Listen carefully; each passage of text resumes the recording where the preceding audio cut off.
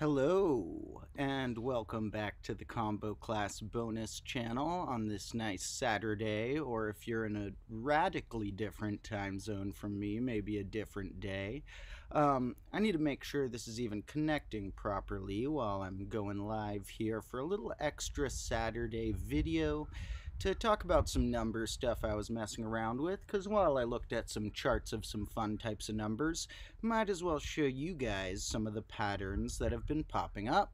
Also thought that since we've been overdue for a little campfire, and I've made a campfire long ago before it rained on it, and now hopefully dried a little bit, we'll have a little campfire to go as well. Now, let's make sure that we are going up in here. And looks like we are. And thank you to whoever made our first comment. I didn't announce this stream in advance, really. I let folks on the Discord we have know usually when I'm about to start, but I've been pretty random about scheduling the streams. Haven't been able to do it too much in advance yet, because it's been a busy month. But I think as soon as next year hits, in 2023, I will try and pick a particular set of days that we're doing it on, and then we can have a slightly more ongoing schedule for you folks to look forward to. And I'll try and hit it on a few different time zones so that we get some folks in other parts of the globe still able to attend and stuff. Thank you to everyone popping by so far. Now, as soon as I get let's say 5 comments that mention the word fire, will light a campfire. So at any point, if anyone wants to see that, drop the word fire in a comment.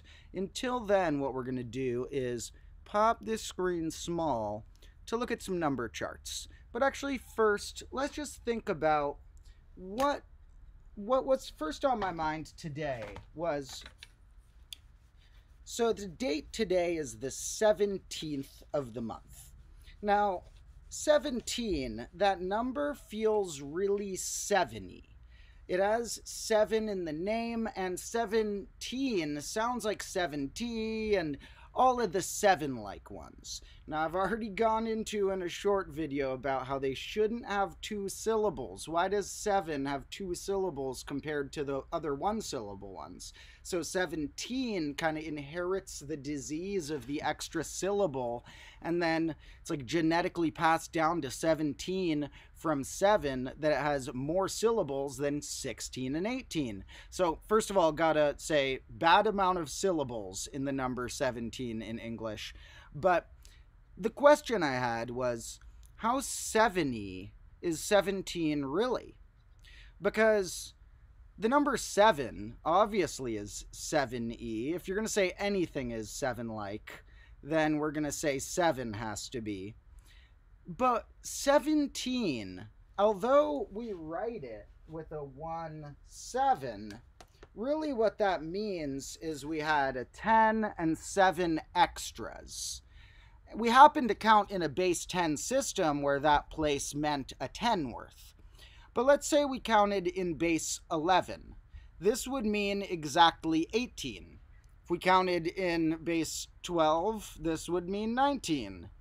If we counted in base 8, this would mean 15. And so it really depends a lot on the base, whether 17, the amount of a thing that's 17, ends up getting a digit 7 in it. There's a huge amount of bases that the 17 of a thing wouldn't be written with a digit 7 anywhere in it. So is 17 only 70 because we happen to count in tens? Well, kinda. There are many more 70 numbers. I would argue 14 is more 70 than 17, because that's 2 times 7. Numbers have a multiplicative structure where they're composed of primes, and so if we look at the prime factorization, shouldn't the 70 numbers be the ones with 7s multiplying to get them? We can't say an additive structure, otherwise anything bigger than 7 could be 7 plus something. Multiplicatively, only some numbers are multiples of 7. So if 17 isn't even that 70 of a number, that raises the question, what's the most 70? And we're getting confusing here because already 70 and 17 sound too similar. The English language is bad with numbers. 17 and 7t are hard to distinguish vocally. But we're talking about 7e, meaning 7-like that's super 70. So what's the most 70 number? Is it 7t, 17, 77? How about the most 70 two-digit number? What's that going to be? Well, I feel like most people would say the most 70 two-digit number is 77. That is, with two-digit numbers, that's as many digits of 7 as you could pack into it in our writing system. But what is 77? 77 is 7 tens and an extra 7, really making it just 7 times 11. So 77 is 7 times 11, whereas 49 is 7 times 7. So I would argue that 49 is the most 70 two-digit number. The 77 is tricking us into thinking it's the most 70 two-digit number. And as far as numbers in the teens, I would say that 14 is the most 70 number, not 17. So there's our little rant about how the base 10 society tricks you into thinking a number has a trait it might not. A number full of 3s might not necessarily be the most 3-like number. So, someone's saying 98, and that is another one I thought of when I was thinking of what could we say, what is a case for the most 72-digit number, and that 98 is twice 49, so it's prime factorization 7 times 7 times 2, and in a way, I could see the case for that being more 70 because it can divide more multiples of 7. Like, it can divide 14, whereas 49 can't. So if 14's kind of 70 and 98 can divide it, I can see the case for 98. However, I'm sticking with 49 because it has only 7s in its prime factorization. Now, what if you said the most 70 number of all time? Now it gets more debatable whether you'd say, is it 7 to the power of something massive, because then there's just more 7s in it, an arbitrarily large amount of 7s? Or would you say that 7 to the 7th power is more 70? Or would you say that perhaps, well, I mean, 7 probably is the most 70 number, but what about the second most 70 of all time? Now, I could see a case for even, what about 7 to the level 7 operation, if we define tetration as a level 4 operation and exponentiation as third? What about 7 to the 7th level operation of 7? That's a cursed number. That's too big. And someone's saying 77777 is more 70 than 14. Is it? We're just tricked maybe into thinking 77777 is 70. And let's pull up our chart of some factors to check. We're shrinking me. We're pulling open something I already had here, which is a table of divisors. I don't know if this one on Wikipedia is going to go all the way up through. And let's do table of prime factors. So we're just going to Google real quick. Prime factorization 77777. And it looks like that is 3 times 7 times... Wait, no, that's just 777. So, it looks like this is 7 times 41 times 271. Does that look like the most 70 way you could build a number? 7 times 41 times 271? I don't think that's as 70 as something like 7 to the 7th power, which is that number that doesn't even have a 7 in it.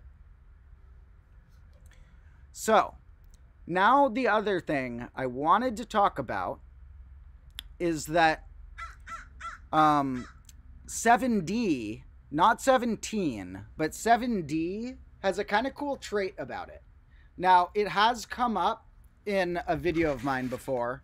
Let me move this so it's not as sunny. And remember, we need to hear a few comments saying that they want a campfire, and then we can light the campfire. It looks sloppy because it is, but it'll give us a little extra Saturday studying energy. So, and it's cold out here. So, here's something where they note on our table of divisors some different traits they might have based on divisors. And first, we're going to see something interesting about the number 7D in a second. Not 7T, but 70, which, once again, not the most 7-y two-digit number, but closer than some. So, but it's true that 70 in a lot of bases wouldn't even have a 7 in it. So in this table, we get three main traits they're listing. These aren't the prime factors right here. These are all of the factors that can divide it. Divisors is synonymous with all of the whole number factors. Now, we get three traits that are really important before they say what nicknames they're giving the number. Now, there's even more cool nicknames we could give these numbers. But this is just a few of the important traits based on divisors, just a few of the nicknames you could do. Now, a lot of these have come up in one episode on the main channel and in a few random shorts, but there's an episode where I talk about a bunch of mysterious nicknames and numbers, and a lot of those were based on this trait. Or wait, which one are they calling it? No, SN. This trait. So the traits they give us here are how many divisors it has, how many whole numbers can divide it, what do the divisors add to, and what do what's called the proper divisors, which means all the factors apart from itself. It's always going to be on its own list, so apart from itself, what do all the factors add to is S of n. Known as the aliquot sum versus summing the divisors. Proper divisors is the nickname for what we're doing with aliquot sum. Now, we get a lot of cool nicknames on these. We get deficient. Every single one is either deficient, perfect, or abundant. Because deficient numbers have their proper divisors add to less than their own number. Abundant have it add to more. And perfect numbers, S of n there equals n. Perfect numbers are really rare, and they're linked with the largest primes we've ever discovered, called Mersenne primes. So whenever we find a new perfect number, we find another, probably biggest of all time, prime. And the Mersenne numbers are so record-breaking that it's either the top 8 or top 9 of the top 10 primes we've found. Like, on the list of top 10 biggest primes, we found it's 8 or 9 of them are of the Mersenne prime variety. Maybe even 10 now, but it's somewhere from like 8 to 10 of them are all of this type. A Mersenne prime is, here's how it's usually described. A prime that's one less than a power of 2. But there's a kind of more fun way we can describe it. This is, see my Hyper 11s episode if you want to hear about this, which is sort of a sequel to that other weird nicknames episode. So, powers of 2, if you add up all the powers of 2, up to a point, you get one less than the next power of 2. Like 1 plus 2 is 1 less than 4, 1 plus 2 plus 4 is 1 less than 8, 1 plus 2 plus 4 plus 8 is 1 less than 16.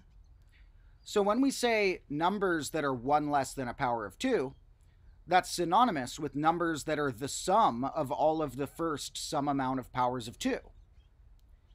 And what happens in binary when we take one of each of the powers of 2 added up?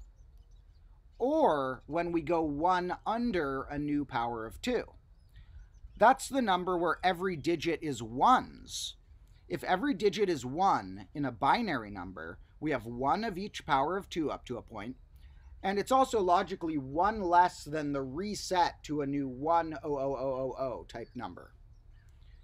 So the biggest primes we've ever discovered are what I call Hyper 11s, sometimes known as rep units, numbers composed of just the digit 1.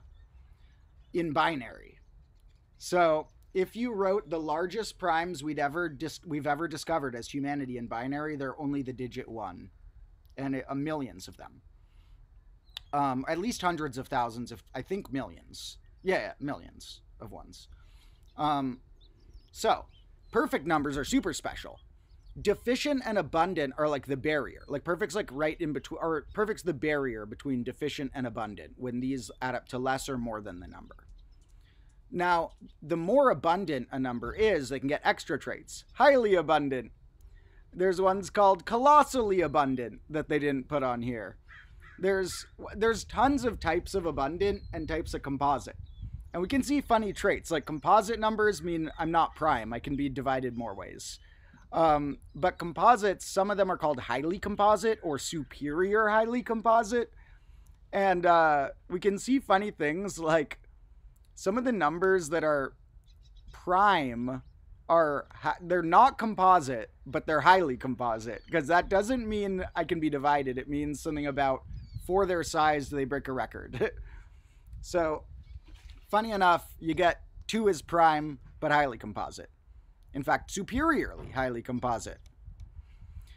Now, we can notice a lot of the cool traits that I've pointed out about numbers here, like how primes, of course, could have an alternate definition where they're just the numbers where this is 2. Composites are when it's more than 2. The only thing with a 1 is the number 1 itself, just known as a unit. And we can see that anything with an odd number here of divisors is a square number. Where's the next odd amount? Square number. Where's the next odd one? Square number. If and only if the divisor amount is odd, it's a square number. Now, really what I wanted to lead up to is a cool type of number that 70 is, which it relates to perfect numbers. So, well, more so to abundant numbers. So, there's, well, a mix, because there's a lot of mutant variations on perfect numbers. There's tons of cool nicknames. There's multi-perfect numbers, there's quasi-perfect numbers, there's almost perfect numbers, there's semi-perfect numbers. Lots of cool variations. That's just the start of it. There's tons that like have perfect somewhere in their name, and then it's also a type of number. And let me get a whiteboard to demonstrate this. Gotta clear this whiteboard of some spoilers. Cool episode coming on the main channel soon. We got, I don't even want to give any spoilers about it, but just a cool math one coming out in a few days on the main channel. And I will be giving a sneak preview of that to my Patreon supporters very soon. All right, so here we got a blank whiteboard, and what I want to show is like, if I have an abundant number, that means that the proper divisors add up to more than it. Where's a pen? Oh, there's got to be a pen somewhere. By pen, I mean whiteboard marker. Oh, here's some colored ones. Told you guys I'd buy colored ones when you voted for them. So, here we have like a number 12. Well, number 6. Its factors apart from itself are 1, 2, and 3. And if you add those up, you get itself. Perfect number. Number 12 is abundant, because if you add up its proper divisors, its factors apart from itself, you get more than itself. However, if you pick and choose some of these, if I say I just want to add, say, let's see what makes it work well. Let's say I just want to add the 6, the 4, and the 2. There's a few ways I could do this. Then it equals 12. So there is a subset of its proper divisors using some of its proper divisors once each that adds up to exactly it. So although this is abundant, like this one's perfect, that's its name. I mean, its category. And this one's abundant. This one is known as semi-perfect because there is a subset of its proper divisors that adds up exactly to it. And that's where we get to something special that 70 has. So let me get this pulled up. We're going to go down here and see, when we look at these nicknames, see all these nicknames the numbers can have. One sec.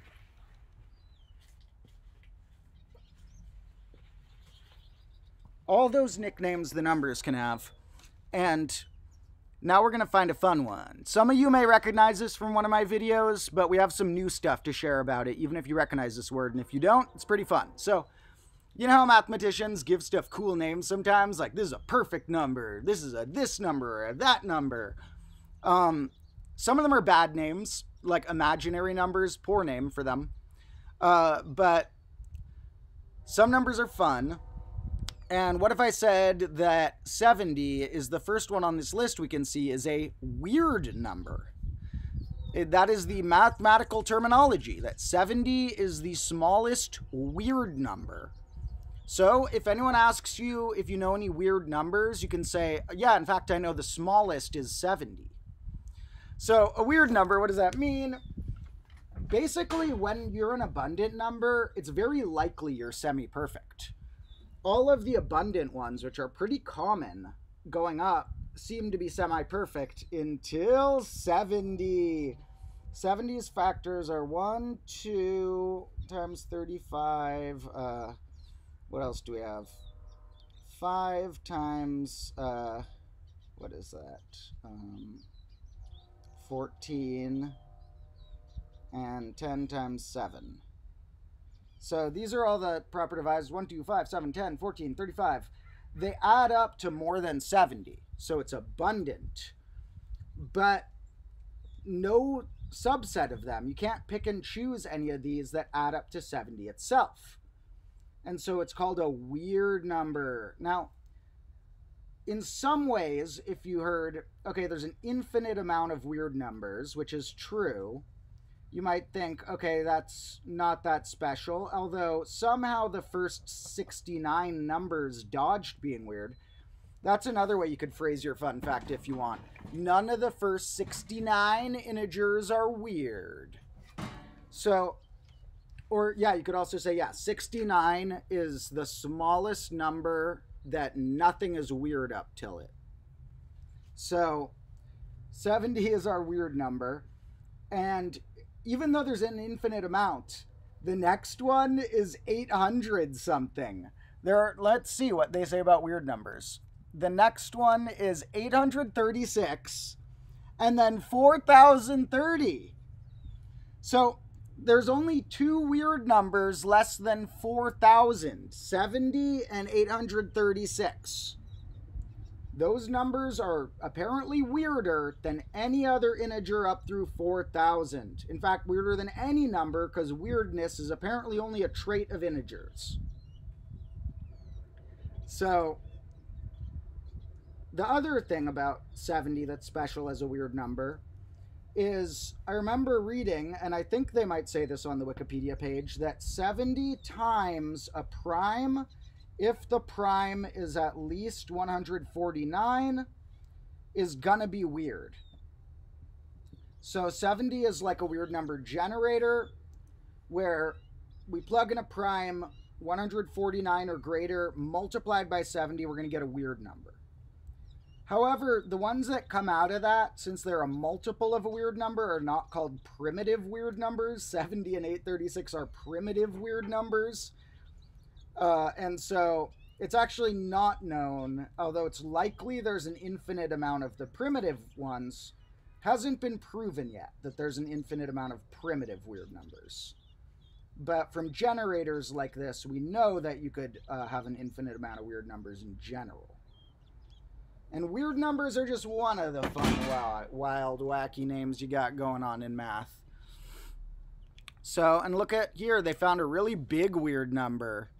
2 to the 56th power times This Mersenne number, not necessarily Mersenne prime, but one of those 1 under a power of 2 fellas, times something big. Yeah, they're talking about some of the stuff here. And since we're on this page, we're gonna have to look at untouchable numbers. Those are pretty cool. Those are basically numbers that, so if I say like, what did these proper divisors add to? Like 6 added to itself. 12's added to more than it, but to be specific, it added to 10, 15, 16. So 16 is the aliquot sum, or sum of proper divisors, of 12. So 16, I guess, is what you'd call touchable. I haven't heard it phrased backward like that, but the ones that aren't the aliquot sum of anything else are untouchable. So I presume that means, terminology-wise, we can call numbers that are the aliquot sum of something touchable. Now, let's see here. Untouchables are cool because they look spread out at the beginning. You can see there's a ton of them on the number line, but look here. 2, 5, 52. So that's pretty wild. Like, all primes have an aliquot sum of 1, and then it's like nothing has an aliquot sum of 2. There are things that have an aliquot sum of 3 or 4. Nothing has it of 5. But then everything between 6 and 51 is touchable. So that's kind of weird. Like if you were going down the first ones, in the first 5 numbers, you'd be like, okay, it looks like a lot of the early ones are going to be untouchable. But then all the ones from 6 to 51 aren't. And here's an interesting one to me is some numbers that are untouchable are numbers known for their divisibility. 120, that is an all-star number. The long 100, brilliant number. That's so divisible. It's highly composite and stuff, but it's not the aliquot sum of anything else. In fact, its own aliquot sum of 120 is twice itself, making it what you call a multiperfect number. So 120 is multiperfect. And probably semi-perfect. In fact, it's definitely semi-perfect because it's abundant and it's not on the weird numbers list. See how crazy this terminology rabbit hole goes? We're like, what's a weird number? A weird number is a number that's abundant but not semi-perfect. It's like, okay, well then what's that? 210, another all-star number. The product of the first 4 primes. It's primorial. Also has primes hanging out next to it. So some of these all-star divisibility numbers, weirdly, are untouchable. And then if you want a fun rabbit hole, aliquot sequences are when you go down, like, what? Now I'm going to that one's aliquot sum. Now I'm going to that one. Now I'm going to that one. And seeing which numbers form loops, which ones hit stopping points. Let me take a peek at the comments. Someone's noting that 70 and 24 are super connected. And we got a fire comment, so I will start that in a moment. Yeah, I missed a bunch of comments, so let me scroll through these real quick. Thank you all. I love you so much. You're awesome. I hope everyone's having a nice December, by the way. Whatever culture you're in, December is still usually a time of some sort of like try and celebrate warmth and family or friends or gifts or food or things that, you know, shelter you from the cold season outside. And so, I mean, to people who are in cold weather right now, which is a lot of people. So, hope you're all having a nice whatever your culture does in December. And someone's asking if there's a list of all the strange names. There's some websites that have lists that list a bunch of them, but I haven't found a list that I have found fulfilling enough in terms of listing them all, to the point of where I would like to, someday on my website, once I launch comboclass.org, there will be a list there. So there are lists I've found, but all of them are missing stuff, and so I want to make a better version of that on the Combo Class website someday. Someone's wondering if there's a pattern of weirdness, and I'm sure there is, but it's still apparently a bit of a mystery. If they're not sure if there's an infinite amount of primitive ones, there's still clearly some open questions about it. And someone's wondering, is there a name for numbers that have no interesting traits whatsoever? And you could basically give them nicknames, but you could always find a trait of the number. There's going to be some thing you could come up with, even if sometimes it'll sound convoluted, of this number is the smallest so-and-so. There's something you'll be able to find for every single number. So there's sort of a thing called the interesting number paradox, which is like, if you made a list of numbers and said, okay, what's the smallest uninteresting number? Not meaning a like special title, just meaning like boring numbers. Well, the smallest uninteresting number would be interesting by being the smallest uninteresting number. Like, that's an interesting trait. So you get this sort of little paradox that's a fun joke in the math little paradox realm. So you can't really define that. However, you could possibly pick a range and say, what number do you believe has the least amount of interesting traits in a range? So, speaking of sevens, sorry to say, but I'm going to say that the least interesting number from 1 to 10 is 7. So 7 is the least interesting number of the one-digit numbers.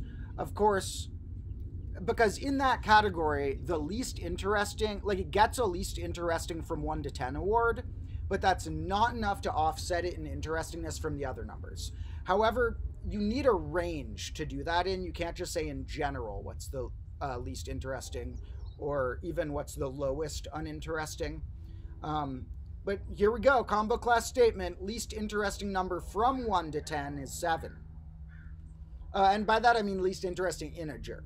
Like 7's more interesting probably than like 3 5/7 or something. So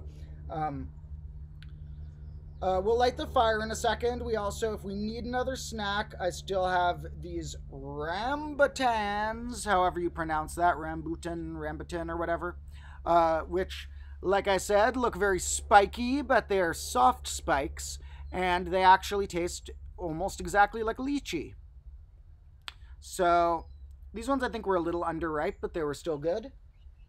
We also got the weird bell pepper that's continuing to turn more and more orange from its state of originally being just as green as this fella. In fact, I hadn't thought about it, but I bet this one's going to turn orange next. So, let me send a text or two real quick, because I have to set up some plans for tonight.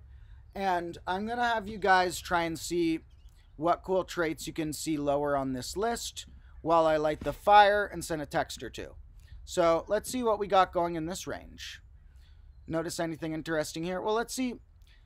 Here's actually what we'll look at. We'll look at what they have to say about 120. But this is why I called it multi-perfect, by the way. It's aliquot sum, which is sum of proper divisors. Sum of divisors apart from itself is twice it. So when the sum of the proper divisors is a multiple of it, it's called a multi-perfect number.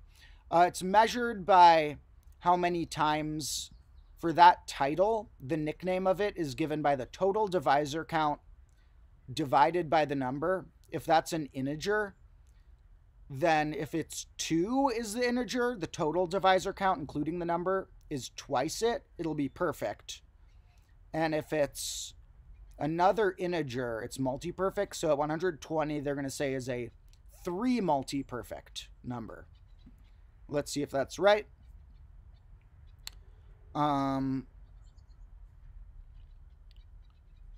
Yes, a 3 multi-perfect number, or a 3 perfect, they say. The first, they call them multiply perfect. I've heard multi-perfect as a nickname. I like that, but multiply perfect. Do they have an article just about tri-perfects? No, it's, okay, yeah, tri-perfect. It's the first tri-perfect number. And they don't know if there's any odd, wait, no, this is related to if there's any odd normal perfect numbers. So, folks, take a little look at this page, digest this a little bit, try and digest that picture a little bit. I also need to plug in my phone, send a quick text, and then light the fire. I'm going to be doing some wild stuff with my squad tonight. we throw our own version of Hanukkah that's pretty wild, and there will be some normal Hanukkah trends because it is almost that holiday starting. We'll have latkes and such, but our version of dreidel is pretty extreme.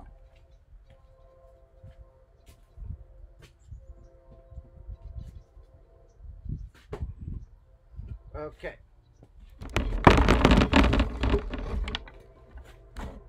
I actually have footage of what we called extreme dreidel from previous years. I'll have to show you someday. It is pretty wild.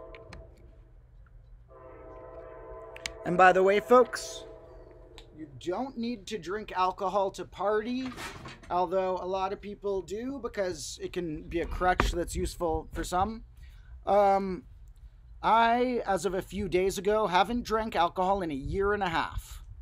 That's not to say everyone needs to do that, but I used to have a problem with it, and I haven't drank in a year and a half now. But trust me, dreidel will still be extreme. Where's my lighter? Oh, did I not bring a lighter? I must have. Here it is. Okay. One sec.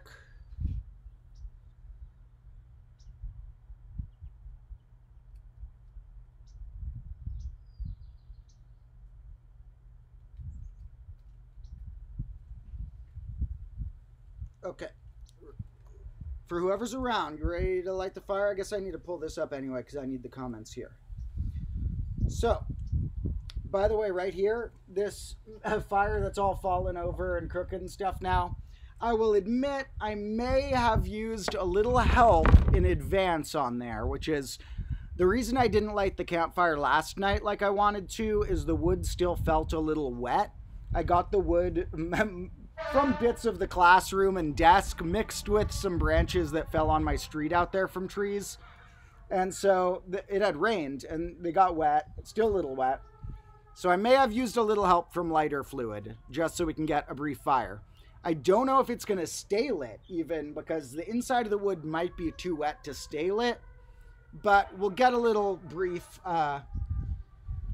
flame while we think about the new year and nature and numbers and clocks. I have a little to tell you guys about clocks. All right, hope you guys digested some good stuff about 120.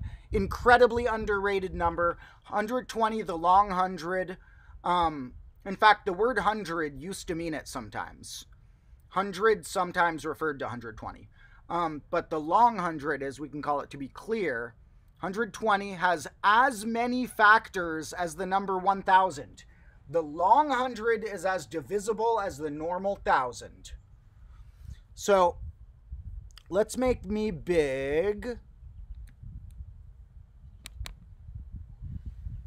And let's go a little further so you guys can see this better.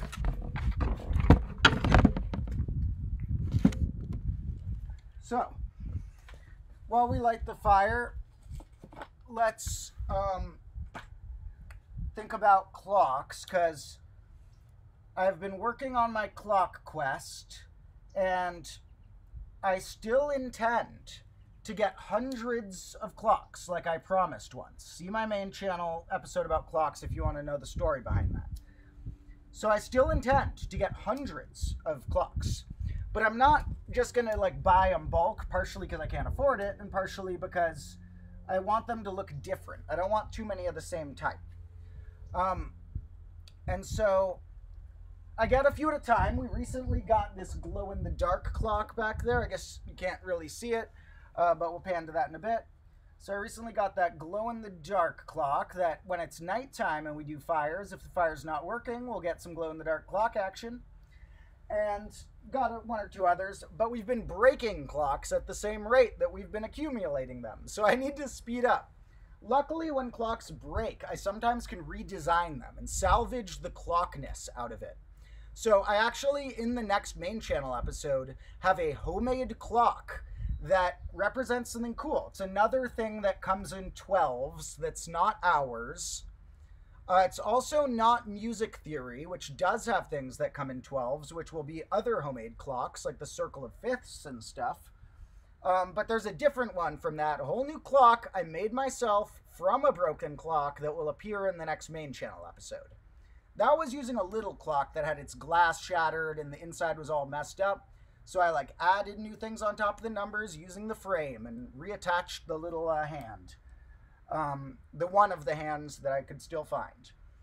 Now, this clock has been through a lot. This clock, originally, when I had the crooked table, rolled down it a few times at perfect angles, sliding behind the whiteboard off the walls like it was this perfect rolling acrobat. And then one of the times that I dropped it on the table and it slipped, it shattered. And that's in one of the episodes on the main channel. And since then, I kept using it because the glass was like kind of staying in it. It wasn't all broken out. But a half broken clock is the most dangerous. When it's fully broken, the glass is gone. And when it's half broken, it's at the most dangerous state. And so only recently did it go through enough wear and tear that pretty much all the glass had broken off the sides. And so I finally emptied the glass from it. And now it just has this back surface that is actually more like leathery or like plasticky than paper. So it might survive the rain, but we can still redesign it if we need. We have a giant clock face-like thing with hands. I also, when redesigning clocks, want to make more of them have zeros on top. Why do clocks have 12s on top? I don't mean they shouldn't have 12 hours. I mean that they should go from 0 to 11, because when you can go past an hour. So we go like 11:59 means almost 12. 12:59 is like you're saying almost 13. But that doesn't make sense. Why do we go from 1 to almost 13? Why don't we go from 0 to almost 12? So, yeah, like I expected, the fire, due to having a bunch of wet wood, is not, and just its structure falling over, is not going to be huge. However, I think I can get it back going so we get at least a little bit of fire action out of this. Now, when we look at the fire paints a lot of cool shapes, and I want to point out some similarities sometime where one of our streams someday when we're doing graphing and fire, we'll look at how similar fire can make shapes to graphs. Because we were talking the other day about some weird graphs in my last couple streams. Look like bugs and eyes and forests and all sorts of stuff that nature evolved. Things that streams ended up making with rock beds. Things that natural selection made for insect wings. And so with all of those things copying almost or coming to the same conclusion that the math functions did, so does fire. Fire makes dances that look like our trig functions. Now, this fire with the wet wood is really not going to work well. I'm going to need to buy some firewood so we can do a more legitimate fire here soon. Now, maybe I'll give it a little help with a little more lighter fluid on one of these, and we'll see if we can try and get one last little bit of life out of it.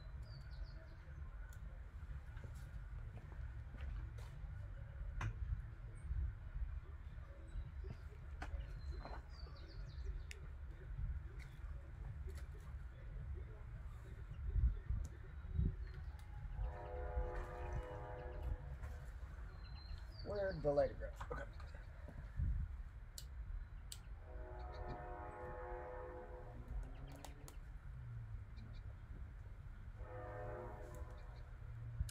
The problem is getting the little ones to catch the big ones. When you build a fire, you gotta play upward as you go, because heat rises, and you need to give it a good climbing thing. So you want to give your fire like a little jungle gym to climb up. Of smallers, then mediums, then biggers. And I don't know if that's going to be enough to even catch those smallers. But at least we're getting a little bit of warmth. And it's doing some cool dances for us. This is the TV that cavemen used to watch. Someone's wondering if it's called Combo Class because it's... Wait, someone said please don't burn that shit. Phew, he didn't burn it. What were you talking about? Please don't burn what? I don't know what you meant. Um, so let's see. Someone's saying they're convinced that I'm autistic. That's like a weird spectrum. I've never been diagnosed with that. I've been diagnosed with other stuff. I have a few traits of autism, like hyperfixation on certain hobbies and stuff. I don't really have the difficulty socializing traits that certain autism can bring. Um, so, yeah, I'm probably like a tiny amount on that spectrum, but it's probably not the primary trait that would define me. I probably am more so.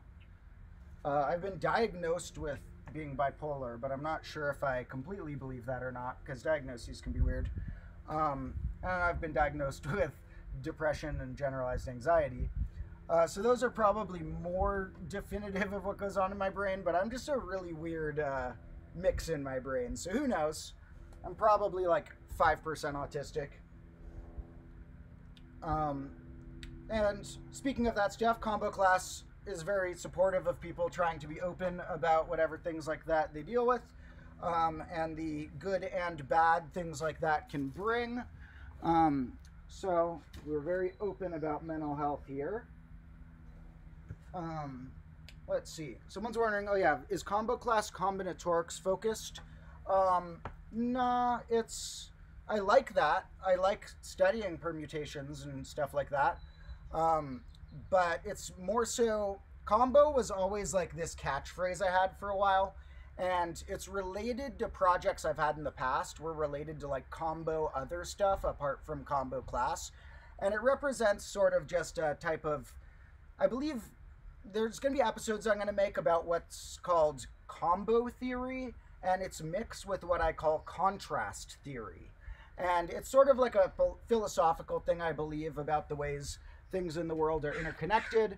So there's a lot of philosophical backstory, but it also just relates to how in Combo Class we cover a lot of different random topics, but we kind of try and look for their connections. So like when we're messing around with fire, we might look at what it has to do with tan graphs, or might look at what it has to do with other scientific reactions in nature. You know, if we're talking about one thing, we try and find the combos between different subjects and each other. But there is more philosophy behind the combo theory and contrast theory, as well as one called clue theory that I will tell you guys a lot about. Let me see what other comments we got cooking. I'm just trying to see if we can make this fire catch some of these little dudes.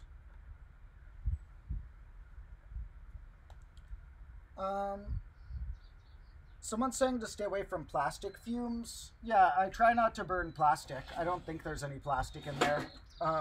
So try to keep the plastic away from there.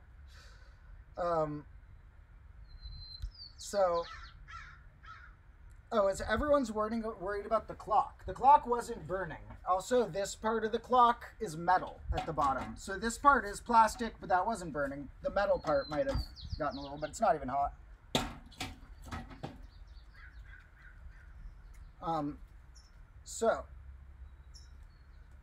Combo contrast clue. Someone's noting the alliteration. Yep, I did get lucky there. Unfortunately, a lot of those things that I believe in that start with the letter C start with a useless letter. The letter C should be kicked out of the alphabet. It doesn't do anything that K or S and other ones don't achieve. It's one of the 3 completely useless letters that do not contribute anything phonetically. And don't get started with your CH business. Ch should be paired with J, not with K.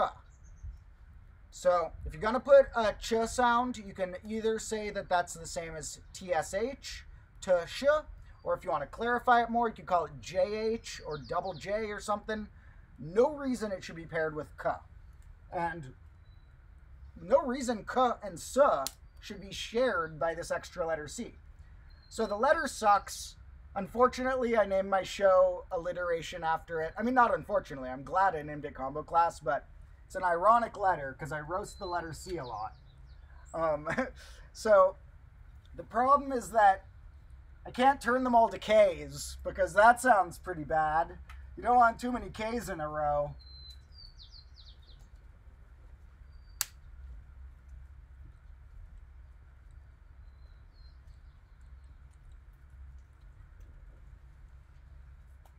All right. So, oh, someone's saying C is a reference. You could refer using it for the speed of light. Yep. So maybe we should reserve it for that. Kick it out of the alphabet. C is hereby only the speed of light symbol. Someone's wondering if there's a name for numbers between twin primes. I don't think there is a nickname for them. They could use a good nickname. So what's a good nickname? Is there a term for like a mom who bears twins? I don't know. We'll call those the double pregnant numbers because they bore twins.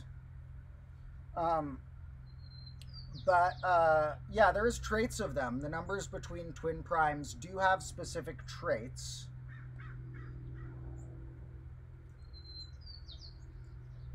I mean, for one, they're definitely, of course, a multiple of 6, but I think there's even further patterns where the number between twin primes probably even has more restrictions beyond having to be a multiple of 6. There's also a little bonus video I filmed that I'll put out on the channel soon, or maybe I'll do another version of it, I'm not sure, but I filmed like an extra little bonus one about other types of what's called prime constellation. What about prime quadruplets? Those exist. Prime quadruplets are a legit thing. In fact, we're going to get a prime quadruplet decade in the 2080s. 2081, 2083, 2087, and 2089 are all prime. And it's going to be the last prime constellation decade that close, 4 primes that close, until the year 3250 or 3251. So 2081 through 2089 better be wild. I gotta go to the bathroom kind of bad. The problem is that I don't want to leave the fire unattended, so I might stop feeding it so that when it dies I can go take a leak. Someone's saying it's beautiful how interconnected things are, and it's true. We will learn more and more interconnections over time. One small example of that is keep an eye out for three-even things, and if you look for three-even things in nature, and then in math, and then in this, and then in that, you may find some similarities and combinations. Like, what do insect legs have to do with 3 factorial? That just hit me one day. Insect legs, 1 body times 2 sides times 3 legs per side. Insect legs are 3 factorial. And then you know what hit me next? Humans have a 4 factorial built into us. We have, where is it? We got 1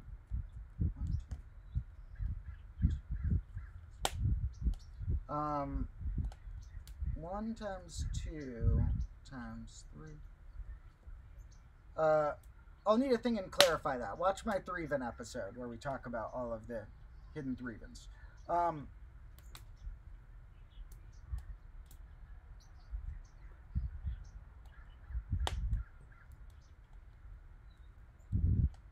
Oh yeah, I remembered our 4 factorial. One of our 4 factorials is embedded in our hands.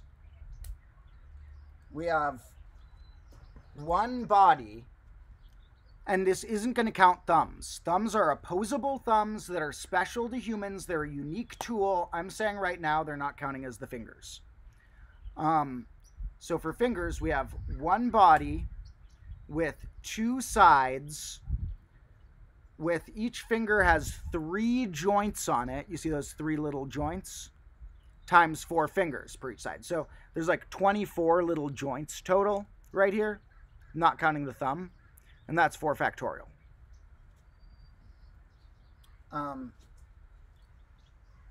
So, yeah, that was a weird side tangent of interconnected stuff. But there's a lot of interconnected stuff. That's definitely a relationship of combo theory. Someone said to go behind the shed. If they mean back there, there's nothing exciting back there, but we could take a look sometime. Someone's wondering if there's official lucky numbers. There's not officially. I would say that culturally, 7 is very often considered a lucky number. And depending who you ask, you could say 69 and 420 are lucky numbers, depending who you ask. So there are, I've heard those nicknamed cultural constants, which is kind of funny because you have like, you know, these are gravitational constants. These are like number theory constants. These are cultural constants. 7, 666, 420, 69. So, or like 911 is like the you call for cops or an ambulance. You dial 911 here. So that's like a cultural constant. There's no official lucky numbers, but I say that in combo class we consider 13 lucky because it has gotten a bad rap of being considered an unlucky number, and because so many places consider 13 unlucky, we're going to consider it lucky. And I'm sorry, 7, you can call it lucky if you want. I already gave my statement that it's the least interesting one-digit integer. All right. Sorry I can't answer all the specific questions. You guys can always try, but if you ask me like a specific math question you're confused about, I may not have time to answer all of those. Oh, someone said I should just pee behind the shed and they won't look. I could pee over there somewhere, you know, it's outdoors out here, but I'll probably just go inside when the fire's done. I'm not like dying. Someone wonders how primes look when written with Roman numerals. Is there a pattern? Good question. I'm going to guess that there's less of a pattern because prime numbers do have patterns in terms of like, well, Roman numerals are kind of base 10-like because they have a lot of 5e and 10 stuff. So in a base 10 system, primes have to end, multi-digit primes have to end with the digit 1, 3, 7, or 9 in our system for a multi-digit prime. So that would mean that a Roman numeral is going to have to end with, wait, 1, 3, no, that's not going to help because you could, after the V, you could get all sort, you could have the I's after or before. There's going to be a lot of ways a prime could look. I'm sure you could find some pattern, but Roman numerals aren't really cool enough to reveal the patterns in the primes. Someone said a complete graph of 7 has more tetrads and triads than any other number, and there's 7 factorial, and RH maybe standing for Riemann hypothesis or something. Yeah, 7 factorial is a cool one. 7 factorial 5040 is the largest factorial that's still highly composite, the largest factorial that beats divisibility records for its size. And yeah, 5040 was liked by the philosopher Plato. He thought that it would be a good amount of people to have in a city because it's so divisible. 5040 has exactly 60 factors. See, ask me about a factorial. I'll have facts ready for you. I'll have factorials ready for you. As I said in one of my episodes, sometimes I like to give a factorial fact tutorial.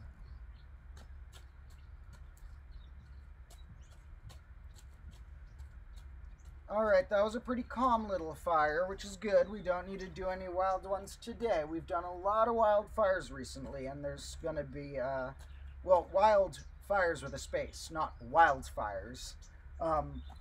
But there will be more fires. But that's probably the pause for today. I'm going to spray that with water that's not my piss, that's the hose, so that I can go and take a piss. Sorry guys, not going to pee on the fire this time.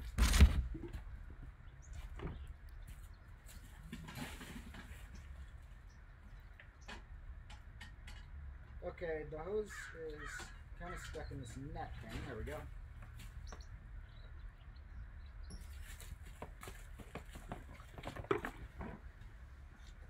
Now, I want you guys to take note. Even though I like playing with fiery things, when I leave the area, I always make sure it's out like this. If you ever have a fire, don't leave it unattended. Even little embers like that. Fires must be attended.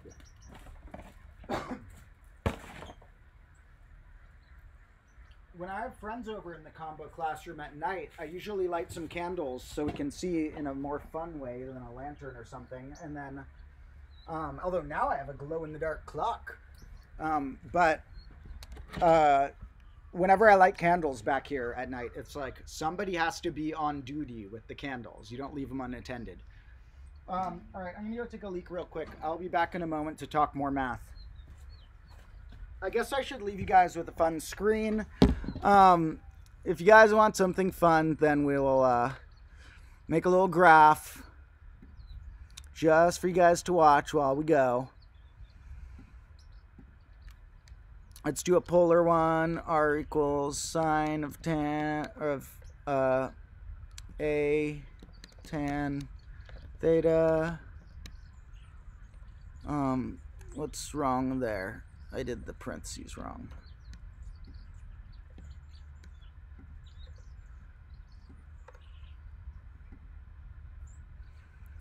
All right, guys, I'm giving you a little insect.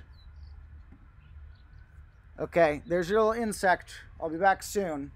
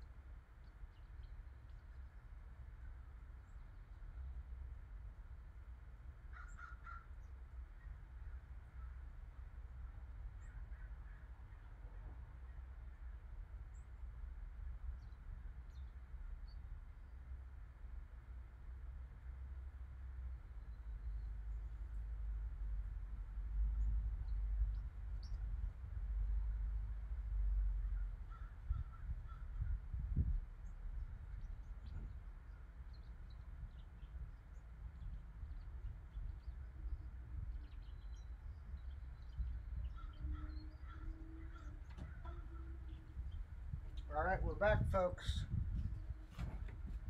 Hope you enjoyed your bug. Tell me that doesn't look like a butterfly flapping. It does, right?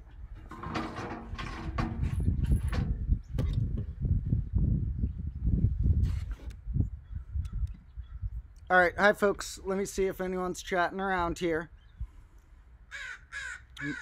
Oh, that chat about sevens earlier. By the way, I forgot to mention, when we were talking about sevens, part of why I thought about 77777 is we just passed that amount of combo lords here. 77777 combo lords in the house.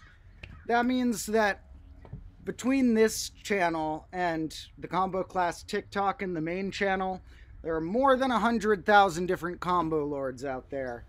Thank you all. You're so cool and awesome. I will take you on a very, very awesome journey. So let's see. Somebody is mentioning all the B and P similarities. Yes, those sound similar. A lot of words rhyme with that. In fact, the word B is a terrible word. Like I mentioned in one of my language episodes, the word B. Okay, you got the letter B. So it's like, okay, I'm a letter. B means the letter. It also means like the second thing in a list by being the second letter. Then you get B with an E at the end of it. B-E. Oh, now we mean like existence or something. To be or not to be. Then you get B-E-E. You put another E at the end. And now it's an animal. Why do they keep making words that sound the same? It's fun for puns and stuff, but come on, there's so many untaken sounds out there. Nothing rhymes with like wolf. Why aren't bees called a pulf? That was an untaken word. Anything that rhymes with wolf is untaken. And a lot of words. Anything that rhymes with month. Just wait till we do our episode about words with no perfect rhyme. And just wait till I drop all of my hip-hop albums that I have released in the past and show you them, and that I will release in the future, that do contain some crazy multisyllabic fun rhyming. I have a lot of fun writing multisyllabic rhymes for fun in my spare time. All right. Oh, and Q. Yeah, Q-U-E-U-E. I put that in the same episode where I was talking about how bad B was. I also had to mention how bad Q was. You got Q, you got C-U-E, and you got Q-U-E-U-E. What is wrong with that word? Oh my god. It's literally only the Q part is functioning in it. You get 4 vowels in a row that are doing nothing. Crazy. Someone's wondering an email suggestion site. I made a suggestion thread on the subreddit, which doesn't have that much stuff on it. Most of the people talk in the Discord. But if anyone wants to post a topic suggestion, there's a thread on the Combo Class subreddit for that. And if you mention it in the stream, I can think about it. They're wondering what I think about 3, 6, and 9. A lot of that is coincidental to us counting in base 10. They are cool. I love 3 even numbers. We're trying to get 3 even in the dictionary. But the little vortex with those numbers is not the key to the universe, but it hints at some cool patterns. Is a factorial of a negative number possible? Someone wants to know. And you cannot, by the typical definition, take it, but there's something called the gamma function that's like an offset factorial function that does work for the negatives. And then they can offset that to be like, well, if we're talking about the factorial of a negative, we're talking about the gamma function slid over by 1, because then it would match the factorial's positive values and include stuff for the negative. So there are versions of formulas that map the factorials to negatives, but it's not using the typical definition of multiply all the integers up through something. All right, now, if anyone has any other questions, shoot them my way soon, because I'm going to have to go pretty soon. I can't stream for too long today. Gotta go extreme some dreidel and stuff. And somebody wants to see at least one more polar equation on this Desmos, which, alrighty, we can do a little more polar fun here. And they want to see just r is theta to the power of a.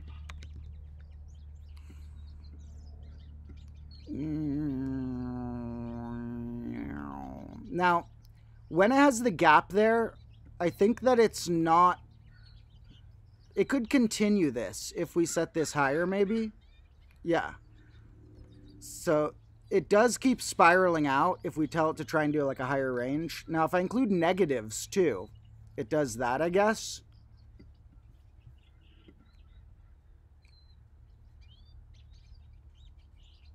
That's trippy.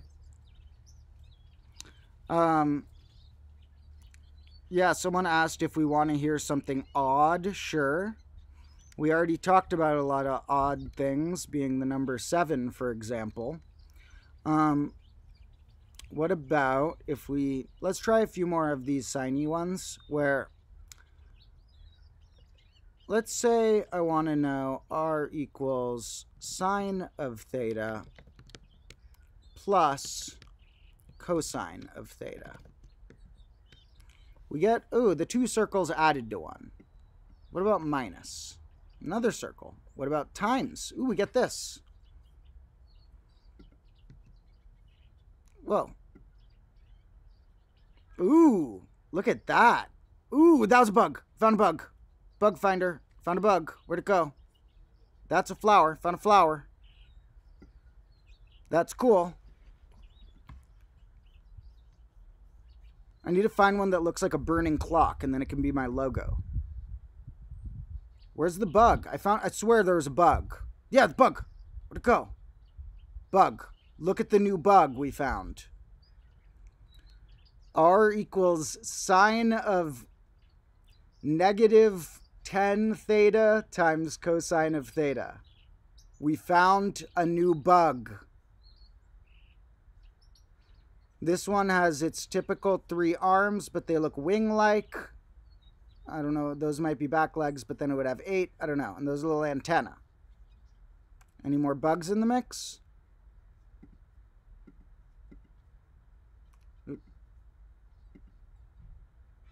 Whoa, that's cool. That's like a moth.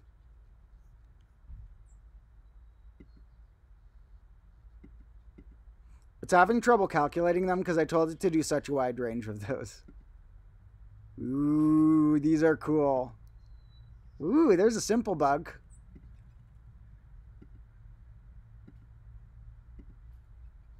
Ooh, these are wild. Okay, we're going to stick the A in there too.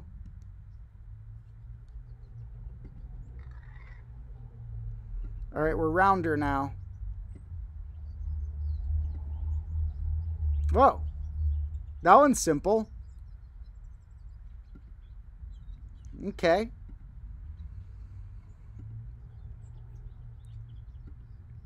These are cool.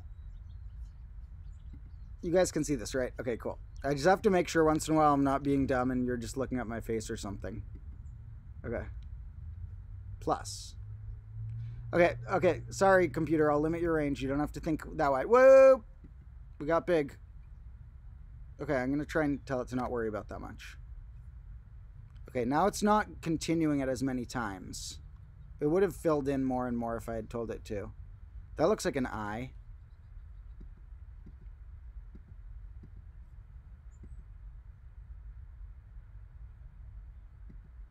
Whoa, look at these ribbon ones.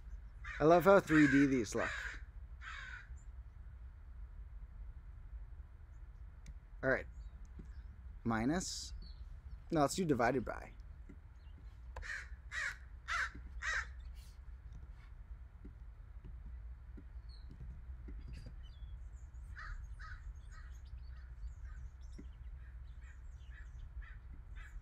Okay. We're going to get a little weirder.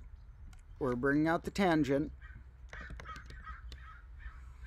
That already did what happened when we multiplied the others, basically. What's this one doing? That looks like a weird, like, bug-like thing, kind of. Ooh. Yeah.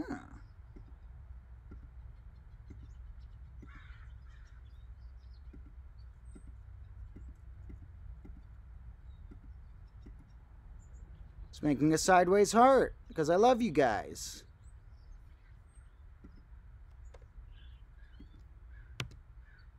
Ooh.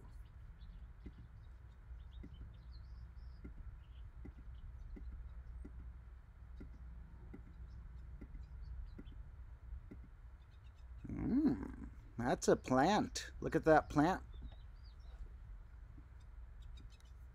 All right.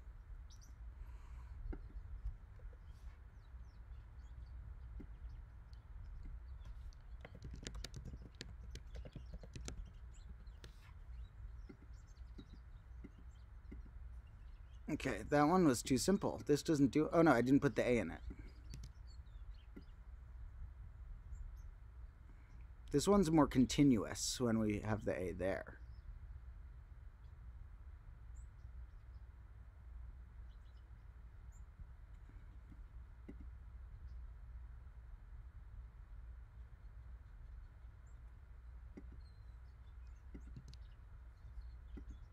Oop. Okay, that one was too crazy. Let's try more continuous ones where the A is outside there and then it like moves steadily. That one's too busy in the middle.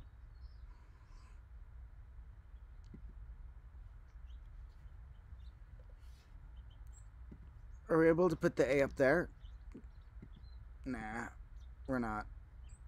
Must be linear.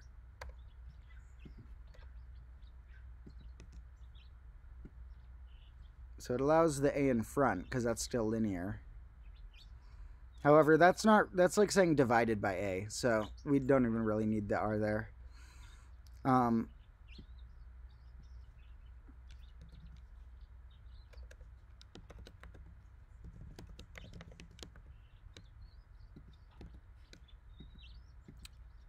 The tan makes too big of a block there.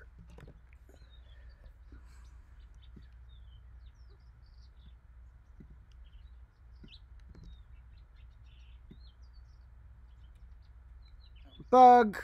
We found a bug! There's another bee.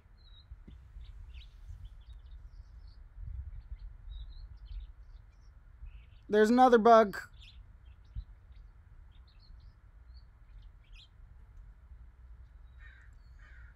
Another bug.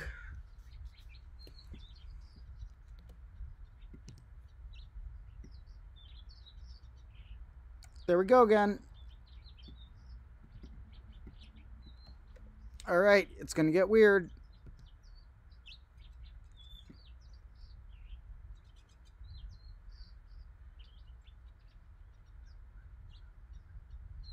Well, that one was a 4-leaf clover for a second. Look, we got a 4-leaf clover in the mix. Sometime we're going to go on a field trip to go 4-leaf clover hunting.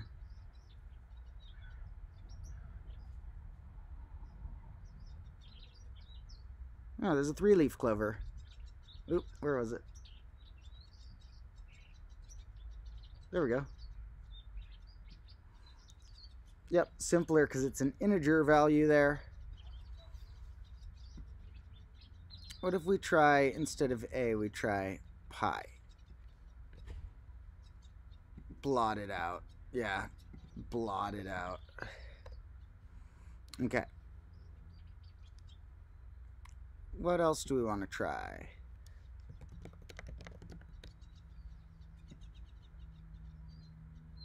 Oop, we didn't put any A anywhere.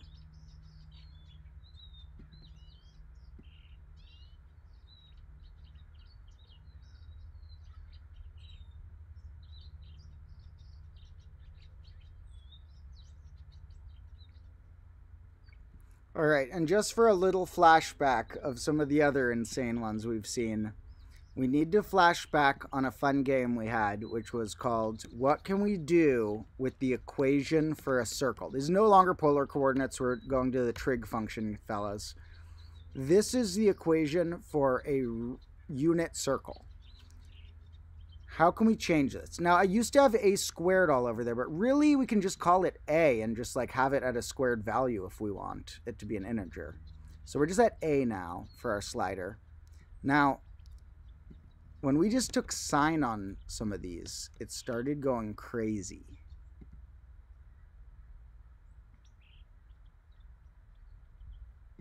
So let's just put a positive here.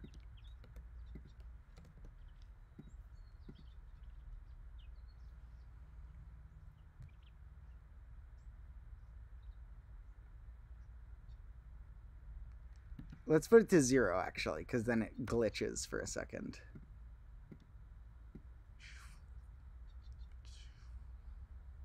I love how the islands become the gap. Islands, gap. You guys ready?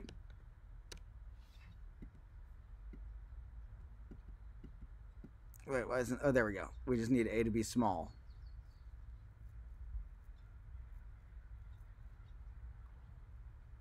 We need A to be less than 2. That's interesting. So if I had said A squared, then we would have needed A to be less than 4.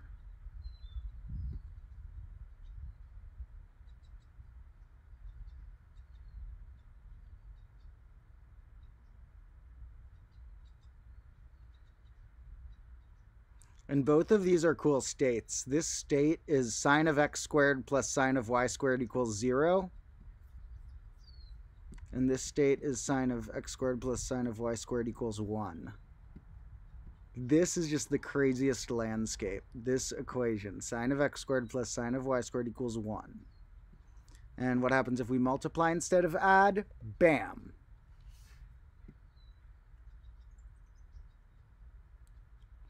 Look at that. Sine of x squared times sine of y squared equals 0. And if we make it a little bigger, look, they're not square. I find this crazy how these things with like infinite curvature curve over, infinitely curvy, perfectly square, infinitely curvy. That's wild. Wow.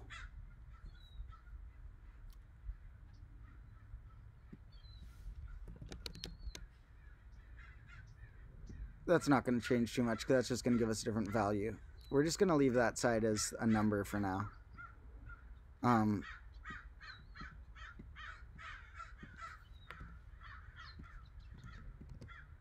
Ooh, we got this now. Little highway. There's like a highway your cars ride down with weird little cars parked on the side.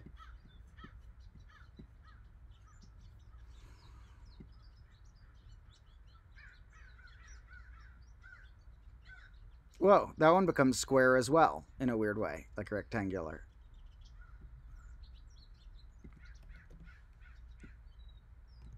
So now you guys know if you ever want me to continue a stream for longer, you can just tell me to pull up in Desmos and I'll get distracted.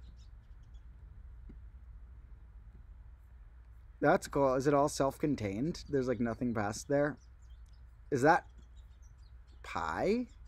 Is it going up just to pi? Doesn't it look like that? Look. 3.23, 3.14. Is that pi height? What is that?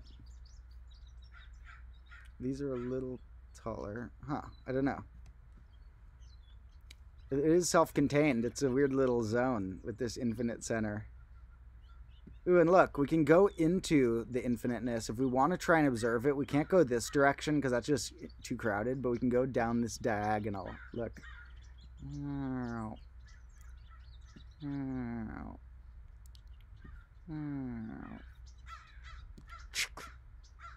Squares. Rectangles, I mean. Okay. That's different. This one's chaos. That is pure chaos. Okay.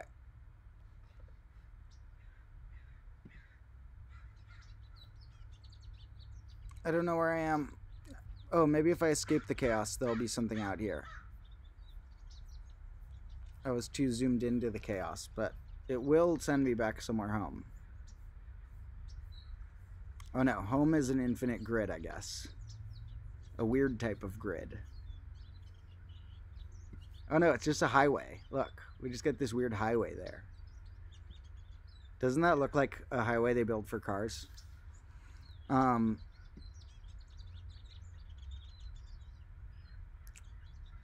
All right.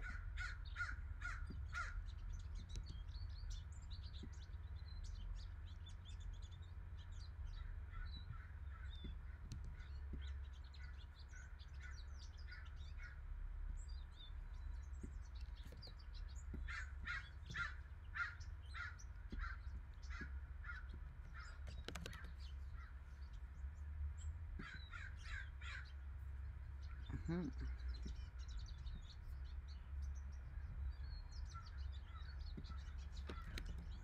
Hmm.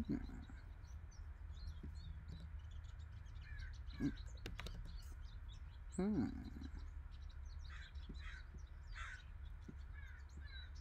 Lots of landscapes. They remind me of little rocks on riverbeds.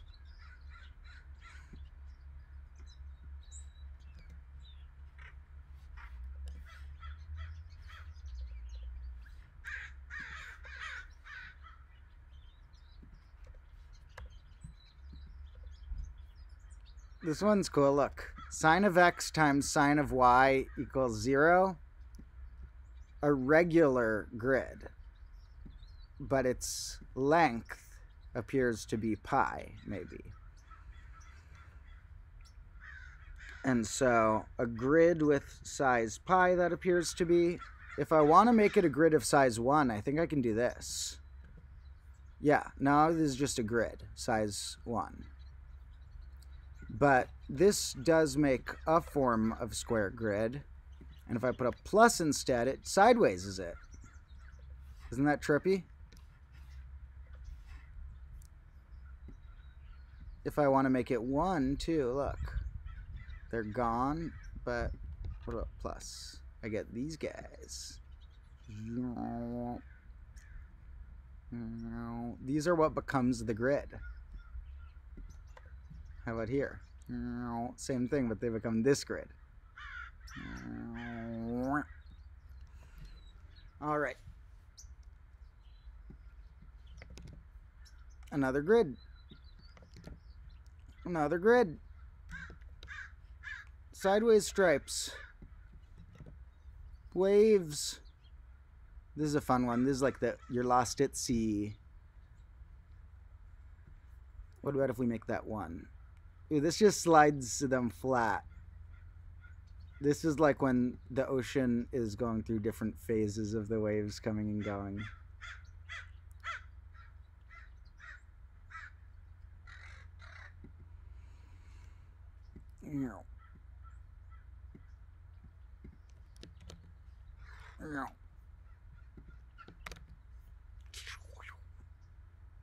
Crazy, crazy.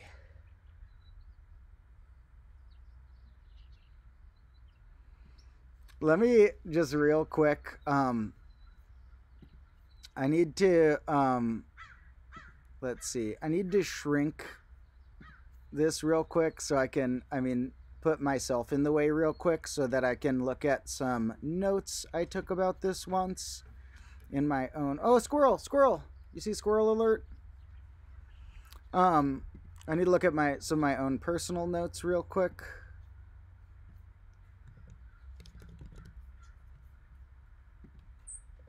And I'm going to find some of the coolest ones we found to wrap this up. We're going to be ending the stream pretty soon, but we're going to look at some of the coolest ones I found. So here's another cool one I recall. Let me see if this is a cool enough one. Square root of cosine x plus square root of cosine y. Let's see if that one looks wild enough to merit me showing this one first. Ooh, that's pretty trippy. We'll look at that in a sec. I just need to find this other one that was super cool real quick. So, real quick.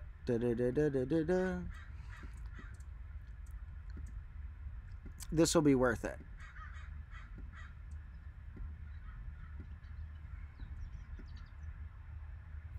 Okay. I'm going to load a few into there and then show you some of the coolest ones that I can find. So, real quick, I'm just pasting these from a private combo class document. And then we're going to just get this cool little array of some of the coolest ones we checked out in the past.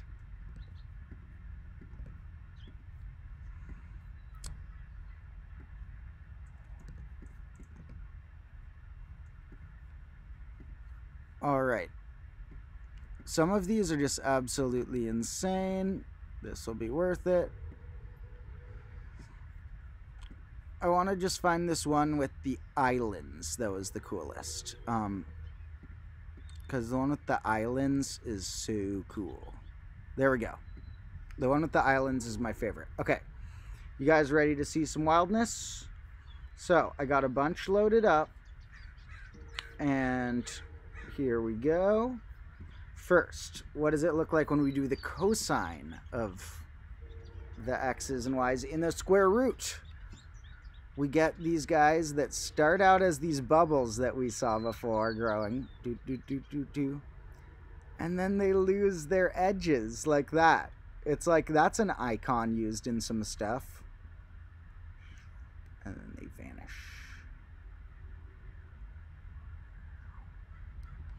And what happens if we were to put something else weird in there? We get other weird combos. So square roots leaves missing bits.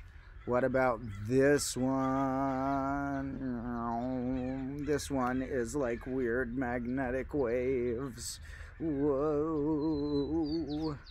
All right. That one's wild.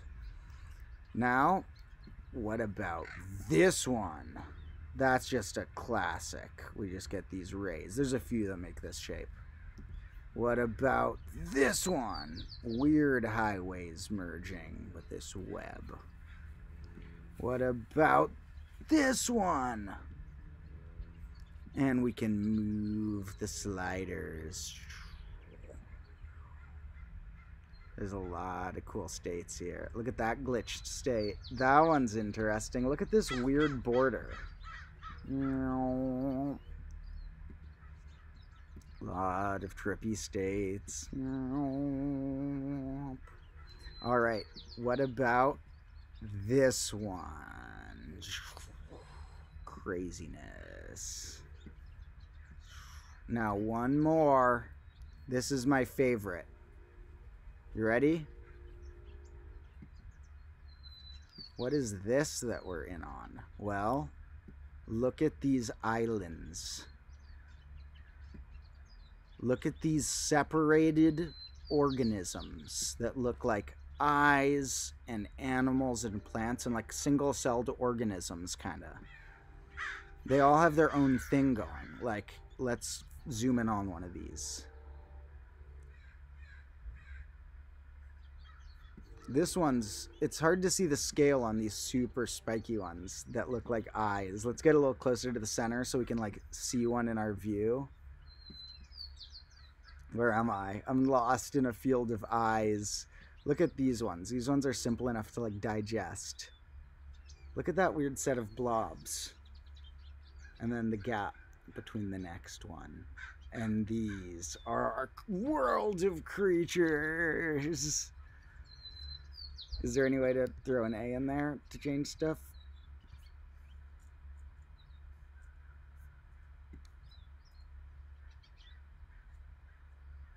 The creatures are like trying to touch each other when we increase it. They're like edging toward each other. They're absorbing together. All right, wait, I need to check my phone real quick.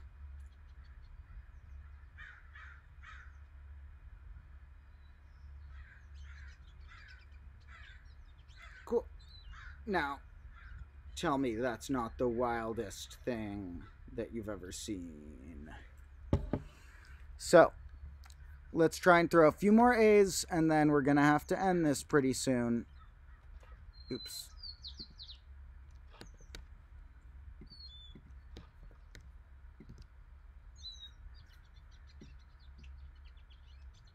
Ooh, so here they're like weird stripes. This is weird. And then when I go like here, they form creatures. Whoa! Look at this zone. This is a new one. Different sizes of creature. Whoa.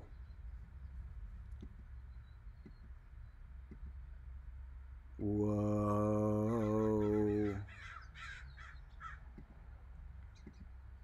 This is insane. I can't believe this equation is making this. It's having trouble grasping the scale. They really look like weird combos of this, but they all have their different combo that makes them look different from afar. A sea of creatures.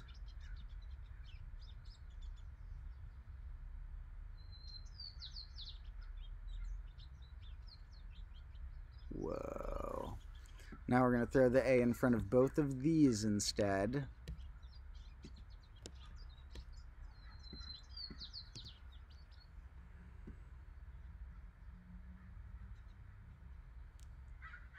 And they're becoming one strange mess.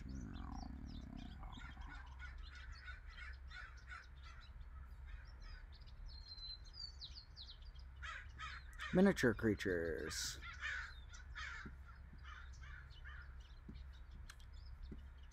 That's a cool creature.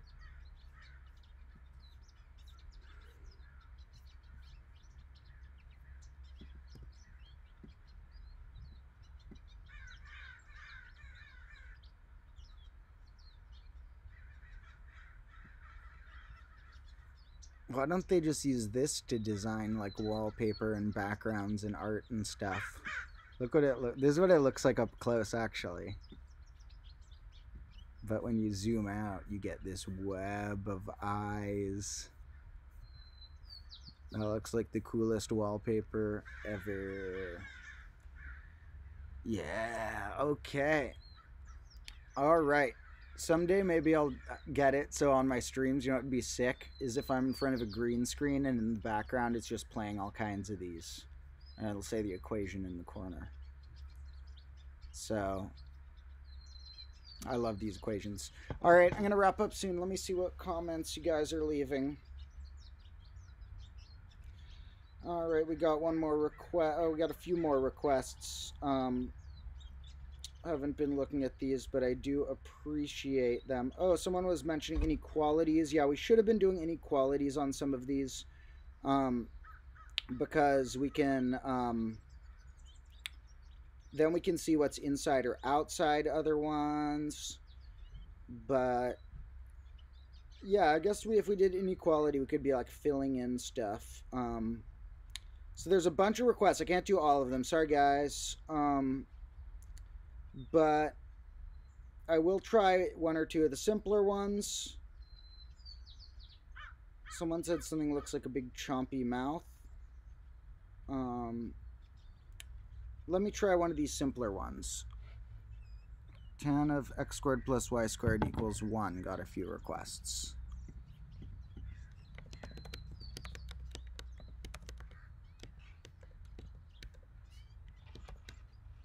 And we're going to do equals A, and we can start it at 1. Yeah, this is a trippy one. We got circular. Well, it's having trouble zooming in there, seeing anything. Let's see. Where are we? Where's our origin? There. All right, there's more circle. Yeah, circles. What if we multiply those? Whoa.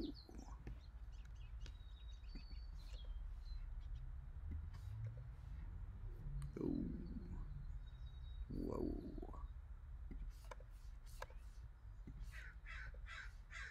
Whoa.